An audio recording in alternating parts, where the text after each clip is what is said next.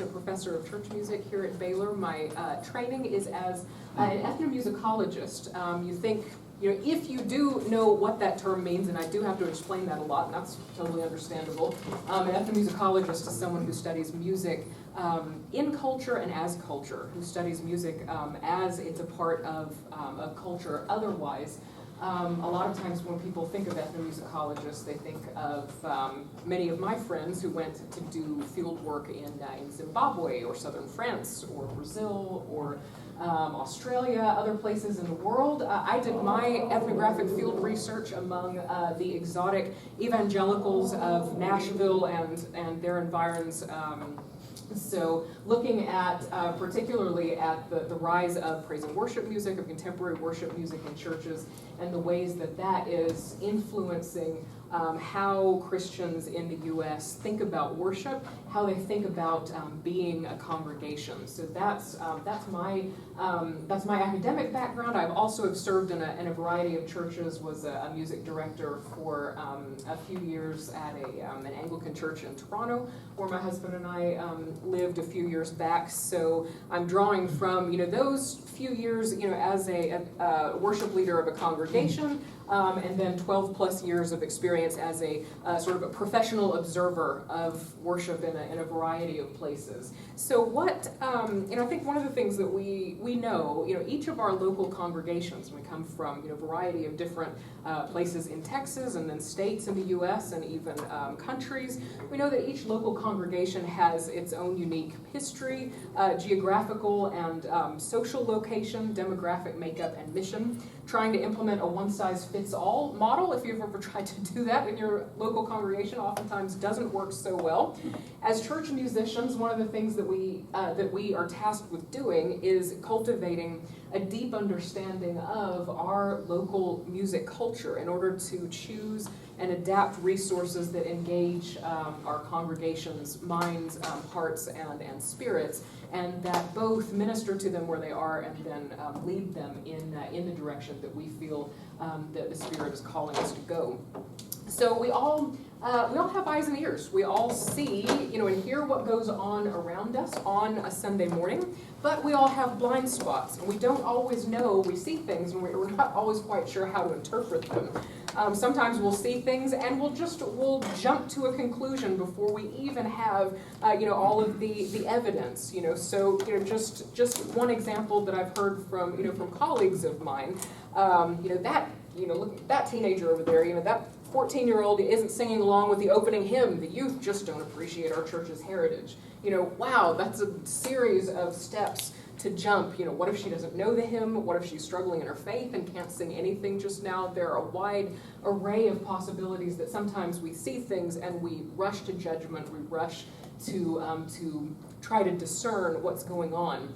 So I think in order to accurately interpret what's going on around us, we sometimes have to practice suspending our judgment, our tendency to rush, to these inferences or jump to conclusions. And as Christians, that can be hard because we're taught, and it's a good thing to take every thought captive, to discern between the good, the bad, and the ugly.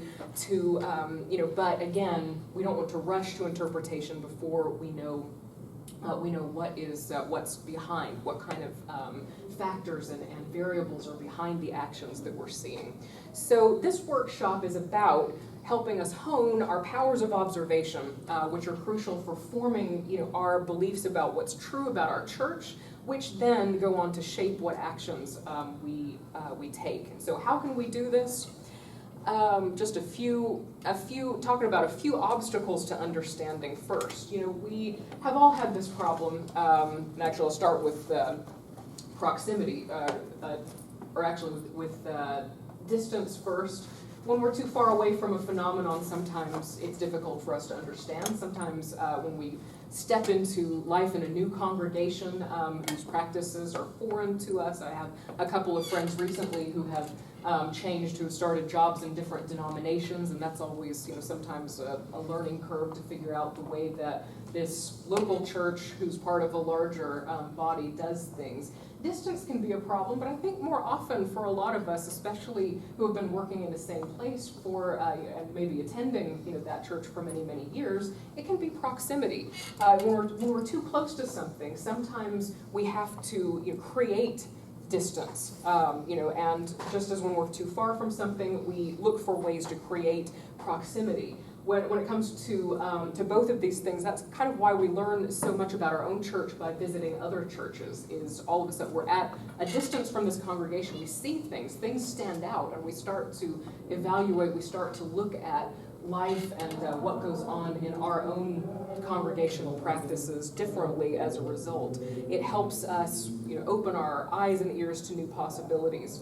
And I want to, a couple of other things that are obstacles: lack of tools to produce new insights, lack of frameworks to, we don't all have the luxury of visiting another church every other Sunday so that we can, kind of have our, some of our ideas and frameworks challenged. And so having a framework to help us look at things differently can sometimes help pop us out of whatever rut that we're in. And so scholars have developed a series of tools for doing this as well. I'm talking about obstacles to understanding, that church worship leaders have. Anthropologists have this too when it comes to going to other cultures or trying to look at their own. This problem of needing to create distance where you can't see the forest for the trees, and vice versa. So one of the ways that this is done is through a method. I'm going to introduce just a couple of components of this to you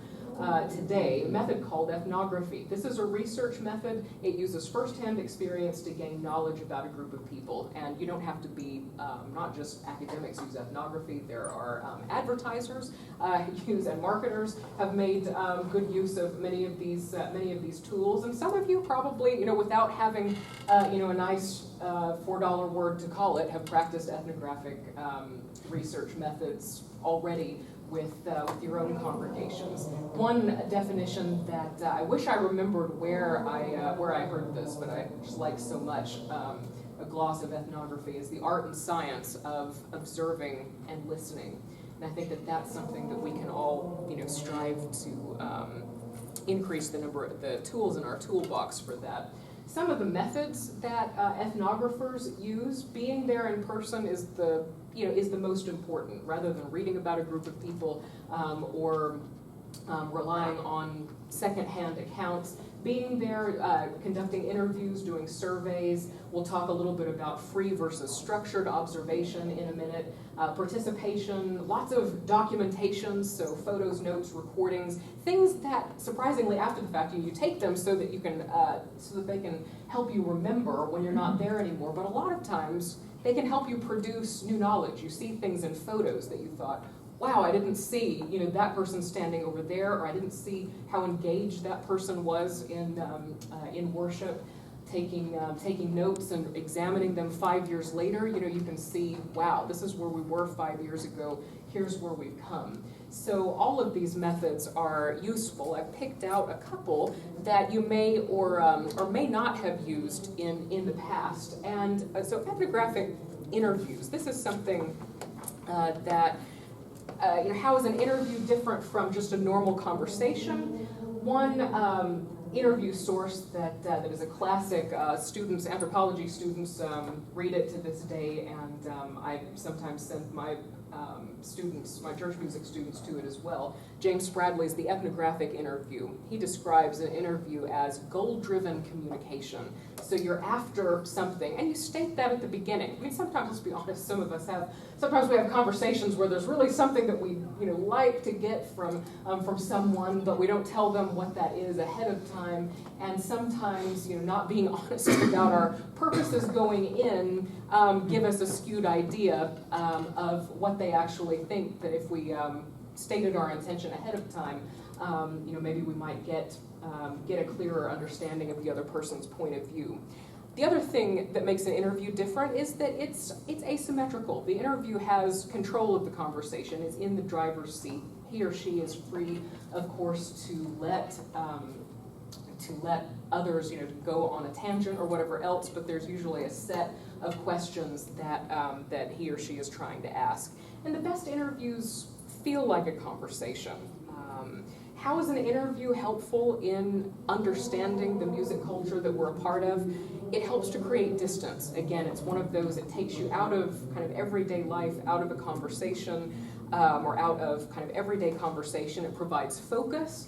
Sometimes it yields surprising perspectives. I know some of the congregations, one congregation that I served in the music ministry and was conducting kind of long-term research in this congregation. I'd been attending this church for 2 years and serving pretty regularly as pianist and vocalist, and I spoke to the music minister there, asked him a question, his response blew me out of the water. It's something that we just hadn't talked about. It made sense of a lot of his choices, his programming choices for songs and styles, and it's something that I might not have gotten to had I not asked a specifically targeted question as part of this interview. So, and again, sometimes interviews, if you have specific things that you want to know, it feels less disingenuous than trying to manipulate a normal conversation to steer in the direction that you want to go to get the answer the response that you're looking for. So in Spradley's 12 characteristics of an ethnographic interview, just a few that I wanted to emphasize. Again, state the explicit purpose that you're going for. You repeat and restate what the other person is saying. This is just active listening for those of you that have had training in pastoral counseling. Expressing interest, that's always good to express interest in the person's opinion, not I've heard this all before, I know what to expect from you. Expressing ignorance about things, tell me about, I don't understand what you mean by this term what do you mean by worship experience? What do you mean by traditional or contemporary or blended or any of these other kind of hot button words that we can mean a variety of things. And then encourage them to expand, try not to ask too many closed yes/no questions, and then set up using hypothetical questions. So, so it's something to consider. Think about if you're trying to understand, especially going into a new place. Select 4 or 5 individuals and say, would you mind, humoring me in this exercise? I have a list of questions that I'd like to talk to you about, and see what kinds of results you get.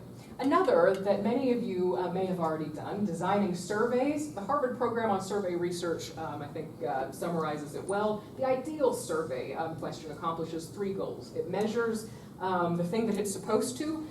It doesn't measure the things that you're not looking for, and it means the same thing to all respondents. So if you design a survey with these things in mind, SurveyMonkey, there's so many online tools that you can get now to, again, as a way to try to understand where either your musicians or choir members or members of the congregation are coming from. Some tips. Keep it short. Less than 15 minutes is what's generally suggested for social science researchers. I received a survey once that was, I think I counted, there were 12 open-ended questions, that I could have spent, 2 or 3 paragraphs easily each. And what that ends up doing, you'll get the person who's really impassioned about the topic who will spend the 3 hours responding to your open-ended survey, and everyone else will ignore it. They'll look at it and say, I don't have time, for this, and delete it from, archive it in their email. So going from easy to hard and general to specific is usually good. Just like in a conversation, icebreakers are good at the beginning. Saving sensitive questions at the end, and avoiding leading questions and vague terms. Also, if you think that there's going to be something that's provocative, again, warm people up with the easy questions first and get to those that might be more sensitive at the end. And then test it. A lot of times you might think that you're designing a short survey that takes your, a colleague 30 minutes to respond to, and they'll give you feedback on that. So those are a couple of ways that you can, techniques for creating distance and honing understanding. So with those under our belts, I want to move from methods, from ways, kind of new ways that we can understand our music culture, to a general framework for talking about culture. And to do that, just make sure how I'm doing on time. I want to make sure we have an interactive activity towards the very end. I want to leave plenty of time for that. So just very briefly, I'm going to stick this up here. Culture, first of all. A lot of times, in fact, I think I'm going to draw on the board. I like to draw an illustration of what I mean and what is helpful for us when we think about church music culture.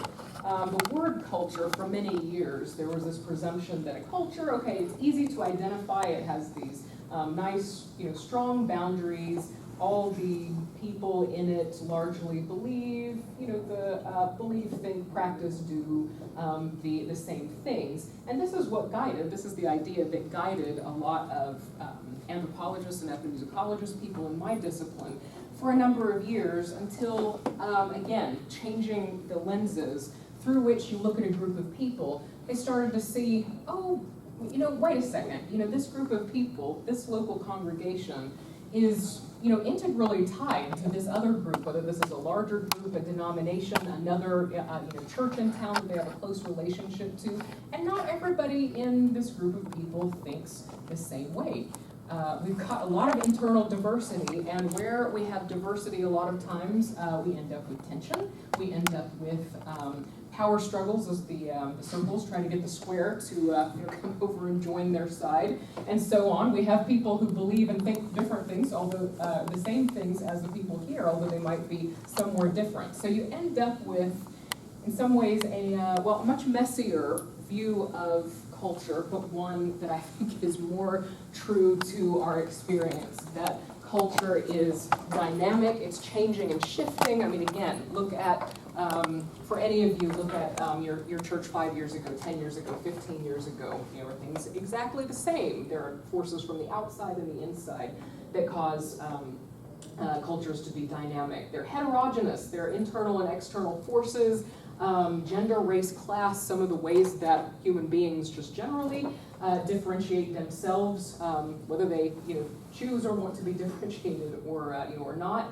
And then they're contradictory, sometimes marked by tension and dissent, although I'd say that a lot of these characteristics are sometimes aspirational. As Christian communities, we would like to think, we're trying to be a community that's built on consensus around the things that are important, but we can't, because we're human beings with all of these differences. Tension and dissent are always going to be a part of what we do. So with this in mind, there are a lot of views of culture that I've come across that I don't think take this new view seriously enough. Kind of spectrum models that say they're built on opposites. So you're either this way or this way. You're individualistic or you're communitarian. You're this or you're that. What I like about the model that I'm going to show you is that I think that it's able to keep all of these, the dynamism of a culture, and yet you can boil it down fairly easily and explain the things that are going on. Before I get to that, one other quick note on methods. So in honing your powers of observation, free observation, this is watching what your choir, what your worship team, what your congregation is doing, jotting what stands out.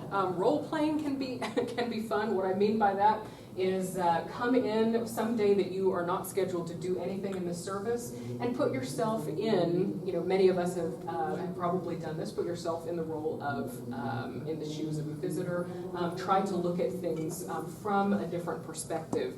And, sorry, let me see if there's something else I wanted to say there. Well, so free observation sometimes doesn't work as well because we don't know what to look for and we see what we want. So this is where structured observation comes in. Structured observation is using some kind of diagnostic framework and kind of mapping it, seeing how it maps onto our to our context. And we're going to spend the remainder of the time talking about a framework that you can apply to better understand your church's music culture. So, and this is where my handout will come in. So, my lovely assistant. Okay, just keep one of these, and yeah, pass it to the end. Any extras we'll pick up after the fact. So, the music culture model. This is one that was developed by an ethnomusicologist who worked on a variety of American folk music of a variety of different kinds. One of his most famous projects is actually on a primitive Baptist church in Appalachia. So he's, in part at least, developed this model from looking at church music. And so we'll have an interactive time. After I just briefly explain it, I want to bring it down, make it more concrete by having you answer, and I'll split you into groups in a minute, a series of questions that will get you to think about your context using these categories. So the first category, we've got ideas about music. These are the beliefs, aesthetics, contexts, and histories. Anything that shapes the way we think about music, these conceptual categories that we hold in all of our minds. Some of them, we aren't conscious. Some of them are. The goal is to try to bring some of these to consciousness. The social organization of music making, by which I mean the roles people play, kind of who leads, who follows, who participates, who doesn't, etc. The repertories used in music, so kind of making a list of styles, genres, texts, that are used, and then the processes. How is the music that you sing in worship, that your choir performs, that your band plays and sings, how's that composed? How does that get to you? How do you get it to the congregation?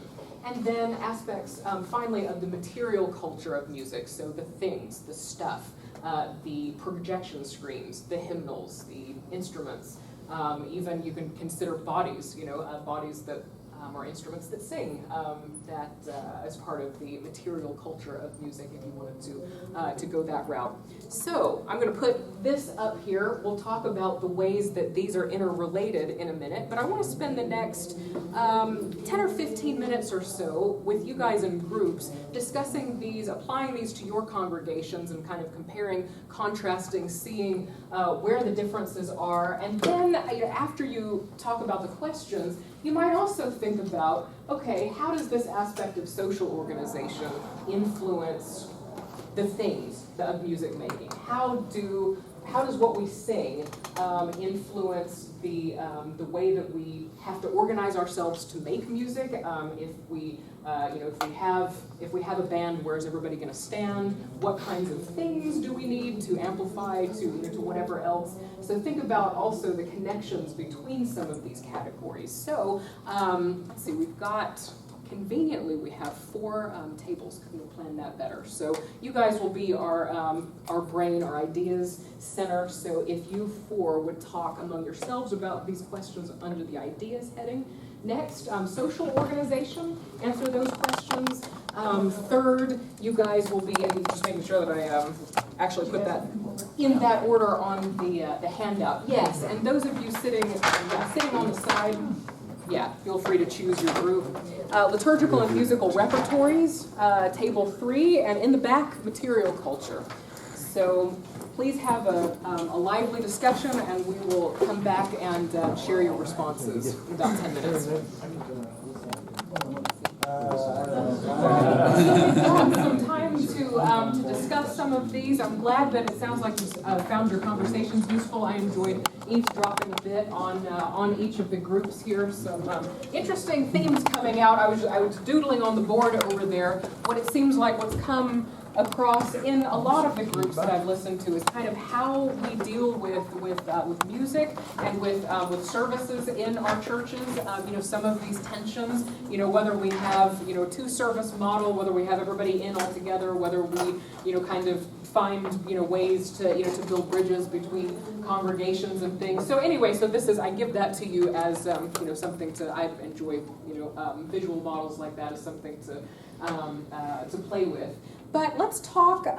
We've got really only about 10 minutes here, so not a lot of time to come together. But what I would like to focus on in our back together conversation are some of the ways that your group saw whichever of these you were assigned because of your table bleeding into or influencing some of the other areas, maybe that you thought a lot about. I've heard a lot of people saying we made this change recently, and we thought about it, and we did surveys, and we really looked at it, and then sometimes you make changes and to any one of these things, and there are unanticipated consequences to these other areas. So to restate that, we'll kind of go by table and just comment briefly on one way that you found, for instance, table 1, an idea influencing one or more of these other areas. Anything interesting come out of your conversation here? The influence of ideas about music? She was our main speaker. Okay. I think that what came out of ours most is that we're from traditions where you've got contemporary worship and you've got traditional worship split, and that's a social organization differentiation in the church. And what ideas do you think? What ideas lead to that particular choice in social organization? Do you think? Let's talk about that. Pleasing in worship all the people that are coming into your church. What people are comfortable with. There are those that absolutely love the one and those that absolutely love the other, and never the twain shall cross. And if it can be successful, I think it works better than what I've heard in most instances, blended services. Because in blended service, frequently, nobody's totally happy. Yeah, I really like those, but I didn't like those, And for our church, it works very well. And it depends on, and I think you pointed out something crucial, in some ways it depends on, your values, your beliefs about, what worship is and does, and then what you value in worship, as far as, whether that approach is effective. It's pointing to some, a lot of times our social organization, on the large scale, which is interesting. In a lot of groups, I have people focusing on the small scale, like our worship leader is over this person who's over that person, but you guys are talking on the level of services and of, in some ways, congregations within congregations. And I'm glad to see those large scale themes coming out. So so you guys were kind of how ideas meet social organization. How about the social organization table? What implications did you find for the ways that we organize ourselves in these other areas? Sure. Well, I think it was kind of the exact mirror of what they just said, was that in some ways the social organization was affecting not only ideas but also the repertoire.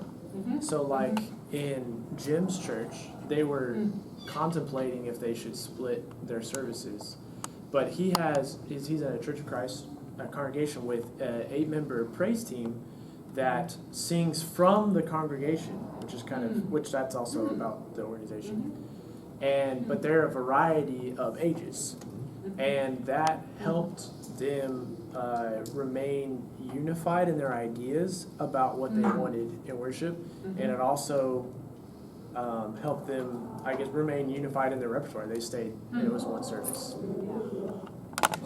Yeah, fascinating. Yeah, and good, counter example of these two very different structures that that worked in different ways for two very different local congregations. Yeah. How about quickly moving on, repertories table? You guys have. I think there's two questions. One, when we talk about repertoire, how do we acknowledge and even celebrate our differences? And at the same time, how do we acknowledge and celebrate that we are a family? And can we celebrate being a family without asking the members of that family to listen and acknowledge the differences of people unlike themselves? So that repertoire is very closely, intimately connected to social organization. Absolutely, and to many ideas and values of these different groups here too. Yeah. Did you come up with so bringing that down? Can you talk a little bit concretely about give an example of somebody in your group from your church situation? Well, each of them were different. I'm sorry, Calvin College. You were talking about something like along that, about particularly spatial arrangements and like, weren't you? Well, I go to a church that probably does have a blended service that works pretty well. The hardest thing for me to get over is that we have the organ and the senior choir in the balcony, and then we have the praise and worship team in the front. And to me, that's not a good model because it just builds that divide. You know, the old people are in the balcony. Yeah. For the twain shall meet. But I think over the last few years we have learned to appreciate every part of the service, and I did mention that I think transitioning from one part of the service to another, it's very key that you do that well. And if it's using correct words, if it's using just silence even and stuff like that's so crucial. So we don't have chunk, but it's one. It's been done so well this week, I think. It has been done very well this week. Yeah. Well, finally, the troublemakers in the back. We found, that the material culture can be affected by the others in terms of, trying to bring unity among diversity. That thought that this last group had of unifying through certain means of materials, whether it's a hymnal or the example of using a hymnal and in the same service where you have lyrics that are on a screen and then taking those off the screen and having people use hymnals and trying to bring a unity that way and among that. But it's also very much a factor of what you have at your disposal in the first place, what kind of building you are in, and the aesthetics of that. Some of us are in buildings that were built in the 1900s or early 1900s for that was meant for a different purpose, and others are in buildings that are transitional in nature in terms of whether they're not going to be a full-time worship center, sanctuary kind of place, and that affects where you put things. That affects whether or not things are movable. It affects what you add to it in terms of screens or no screens, and so that can also affect the culture of the worship. And so we found that those things, as well as lighting, and there's a lot of different things that have an effect on your worship together. Absolutely. And the first example that you gave for this group of material culture changes, it's interesting how often an example of where to put the screen, or whether to go, or whether projection screen, pull down screen, or monitors, whatever else. The story, the church that I was working with in Toronto, the example that always comes to mind is they had this huge screen in the front, and for 5 or 6 years, I'm surprised they made it that long, they had it was an early 1900s building, beautiful stained glass window image of Christ the Shepherd, that this huge screen would come down every Sunday and be projected, and they, I heard people talking about space constraints, is that with the shape of the building, there's no other place to put a screen, without redesigning the nave, which is actually what they ended up doing for other reasons than just the screen. But as a stopgap, someone had the brilliant idea of let's project an image of the window on the screen and then put the words on top of it. So that was the PowerPoint background for many weeks, was the window superimposed on the screen with the words on the top. So a lot of, I mean, we're working with, we're free to choose from so many different options, and yet, I think our conversations have brought out some of the ways that we're also constrained. Yeah. So both freedom and constraints, and kind of learning to make wise choices in and amongst those. I hope that this model is helpful. I gave each of you the whole handout just so you'd have all the other groups' diagnostic questions. I'd encourage you to, if you found this exercise useful, and I like it when, say, this table here was just like, no, we can't come back together, we need to listen to this other person in our group speak. I love it when I can hear and see you listening and learning from each other. Just to wrap things up very quickly, why use a framework like this? Why use structured observations? Some of the things that it can help you do: it can give you neutral, so not charged, language for talking about, what oftentimes, what I drew on the board over here, this, whether or not we go to 1 to 2 services, blended traditional contemporary, if you're in the middle of, considering those neutral languages, is very helpful. It also enables you to imagine other possibilities, if you're thinking about, if you're thinking specifically about the space, the material culture of the music, what texts are we using, you can imagine other possibilities more easily. It helps you envision the implications, once again, which I heard a lot of positive stories about how carefully people thought through some of the implications before making changes or shifting, although you can't obviously always anticipate everything. And then, of course, it can point out discrepancies or certain contradictions that need to be dealt with. And I would also say it can point to some productive tensions as well that make for, that are just part of life, that are something that differences, as one person was talking about, that should be lifted up and celebrated rather than treated as necessarily a problem or something that we want to homogenize or iron out. So with that, it is 5 o'clock on the dot. Yes. So thank you for coming. Thanks for your participation, and look forward to seeing you around for the next few days.